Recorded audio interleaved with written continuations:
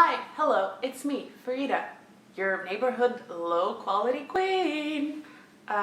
This video is another part to my mental health moments series. I will link all of the entire playlist will be linked up here.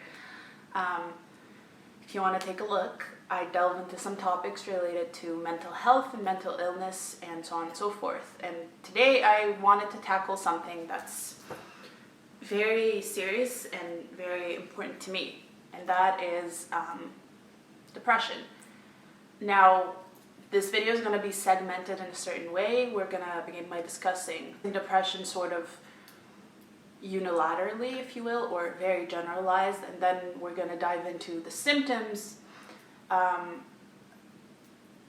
the treatments, and the science behind it, because depression isn't just a bad mood or sadness. It is a mental illness that is supported by scientific evidence and certain changes in the brain's chemistry and neuron chemistry and so on and so forth.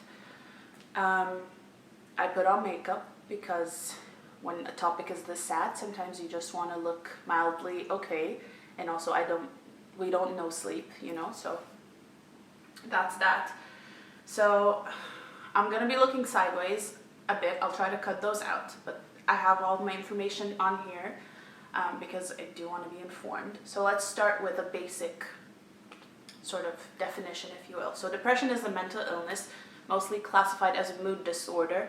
It has many names. It can go by clinical depression, major depressive disorder, unipolar depression, unipolar disorder, and recurrent depression. Unipolar obviously being the opposing end of bipolar disorder. Bi meaning two, and uni or uner meaning one. I don't know why I'm explaining the obvious, but there you go. So it's characterized by at least 2 weeks of low mood accompanied by other symptoms seen in the DSM or any other diagnostics materials. This low mood is generally accompanied by loss of self-esteem and loss of pleasure in activities that were generally pleasurable for the person. And oftentimes people also have very low energy, and it can manifest in physical pain with no known reason or cause behind it. Major depression can negatively affect a person's life, so they can either not sleep or oversleep. Their speech can become noticeably slower, so can their movements.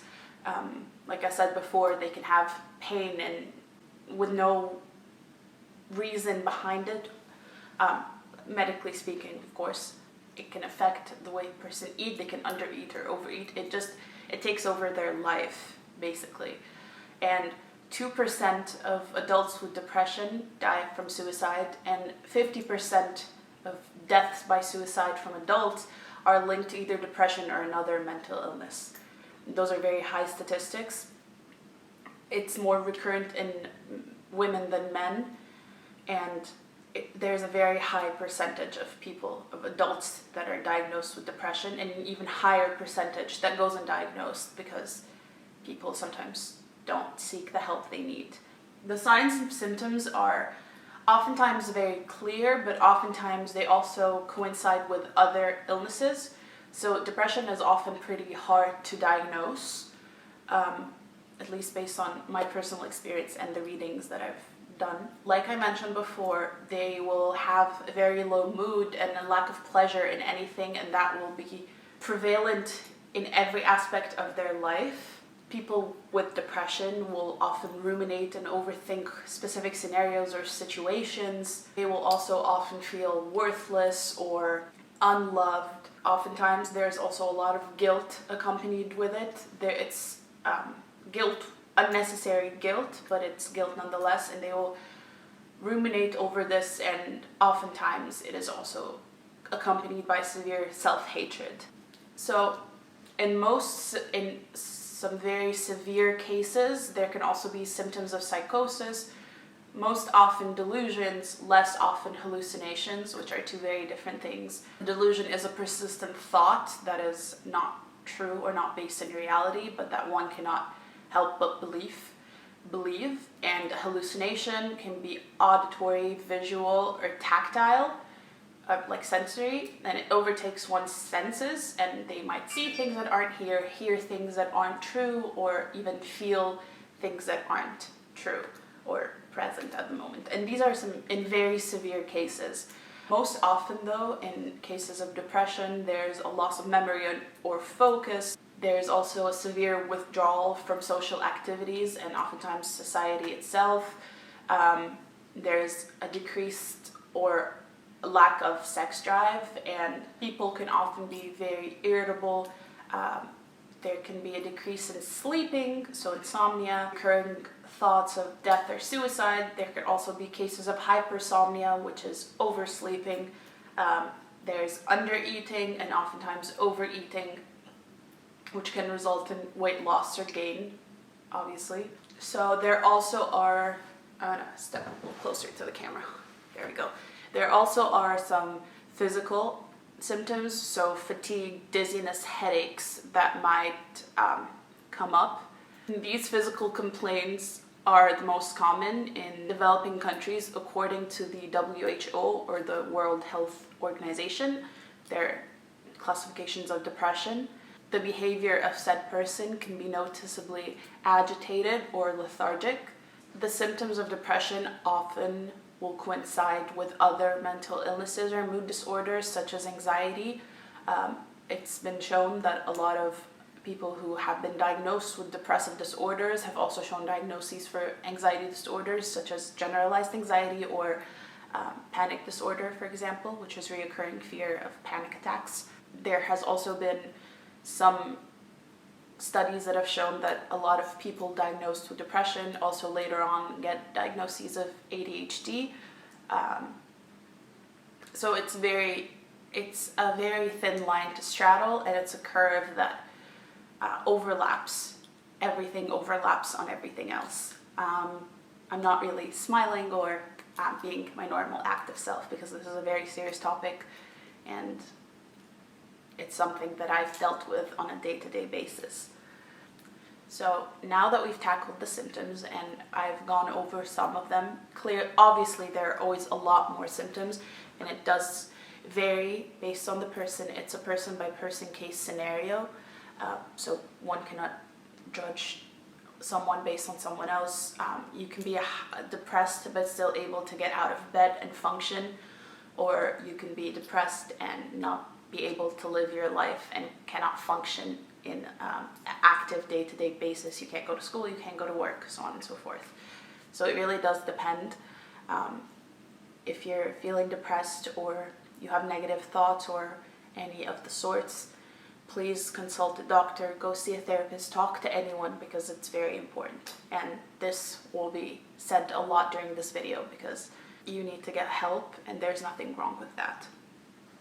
So now that we've tackled the symptoms, I want to move on a little bit to the science behind it, because like I said, it is a mental illness, so it is scientifically based. There's quite a bit of research, but the results are still hazy, if you will. I read an article by the Harvard Medical School called What Causes Depression. I'll leave all the sources I used down below in the link bar if you want to check them out. I'll also leave suicide prevention hotlines. I'll try to gather as many as I can from every continent, and I will try to leave all the sources for help that I can find. So with that being said, let's move on to some of the science behind it. So on a very basic level, depression is an imbalance of the chemicals in the brain. So our brain has neuron transmitters which will transmit and absorb certain chemicals. The most well-known, or one of the most well-known, is dopamine, which is the happy chemical, or happy, joyful chemical. And someone with depression, it has been shown that their brain does not regulate the transmission of dopamine as would someone who doesn't have depression. That's the current generalization of it, but it has been shown that depression isn't just that. It's also, yes, it does involve those chemicals, but it is also related to faulty mood regulation by the brain, stressful events, genetic variability or sensibilities and medication. And all of these events oftentimes coincide and they work together to bring depression. So I'm not gonna dive super deep into it, but there are certain types of neurotransmitters that play a role in depression. I'm just gonna run through 3 that are the most well known and explain sort of what their role is. So to begin, we have serotonin, which regulates sleep and the circadian system of the body, and it is believed that a lack of or an unregulated transmission plays a role in anxiety, which is, like we stated previously, connected to depression and stress. It's also important to note, and sorry I forgot about that, serotonin also deals with mood regulation as well as regulation of sleep and appetite, and all of these things work together. And so it's been shown that people who have suffer from depression have an imbalance in the serotonin neurotransmitter in their brain. Finally, we have dopamine. So dopamine is what influences movement. It also influences a person's perception of reality and motivation. It's very low for people suffering from depression, but also psychotic disorders. Yeah, that's sort of a basic explanation of the science behind it. I'll leave some, like I said, for the millionth time this time, some literature down below if you really want to dive into it, but I don't want to confuse everyone and myself by talking about this on camera. So the last thing I wanted to talk about was treatment, or some forms of treatment at least. The basic ones are therapy, so cognitive behavioral therapy, interpersonal therapy, and I believe in the most severe cases where nothing else works, sometimes electroconvulsive therapy is used, but it's not like ECT like you see in the movies. It's nothing like that. The technology has evolved and developed. So another thing that I mentioned previously was like medication, and so the most commonly used medication are antidepressants, which are also known as SSRIs, or selective serotonin reuptake inhibitors, SSRIs. And as the name states, they allow serotonin to be diffused into the brain and regulate the diffusion of serotonin into the brain.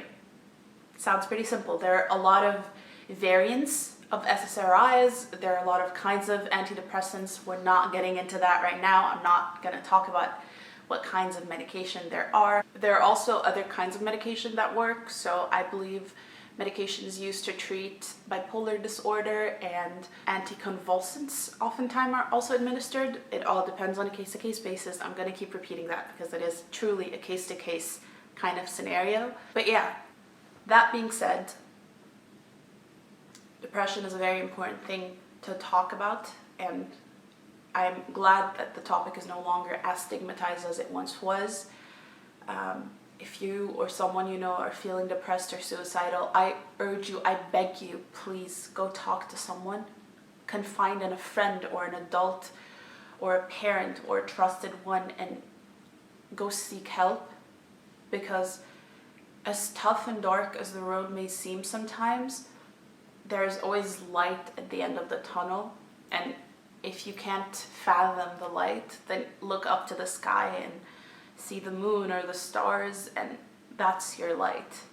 They're flickering and they're not often visible, but they're there, and we have to have trust that it's there, and everything works out in the end. We all find ways to live our lives the way we need to live them and the ways that work for us, and that's the most important part. I hope you guys enjoyed this video.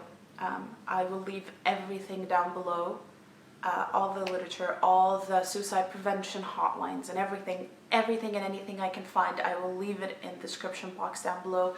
Please, if you're feeling depressed or you're having suicidal thoughts, or someone you love and know is suffering from the same, talk to someone, reach out. You're not alone.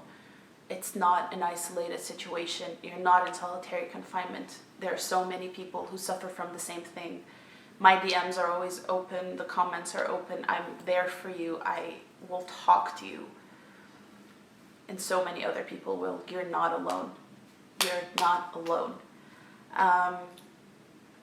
Yeah, if you like this video, please like this video. Subscribe to my channel. I have a series called Mental Health Moments, which I will leave somewhere up here, where I delve into mental health topics. This is the third episode, I believe. First one we talked about classifications and so on and so forth. If you like, subscribe. I have other videos on my channel. I'm not usually this solemn and serious, but this is a very serious topic and I felt jokes would be inappropriate right now. Yeah, I will leave my social medias down below. I have a Twitter account, which is Farida_Badran, which is my name. It's where I rant and mainly do my talkative stuff. And I have an Instagram account called @rootlesslives, and that's where you'll find my poetry and my most personal thoughts and feelings, my photography. And I also run the series Mental Health Moments on my stories. So yeah, if you're interested, do that. And I love you, and please be kind to each other. Drop me a comment. If I said something wrong, educate me and educate each other in the comments. And yeah, I love you. Please stay strong, and if you need help, reach out. Okay, and with that, I'm out.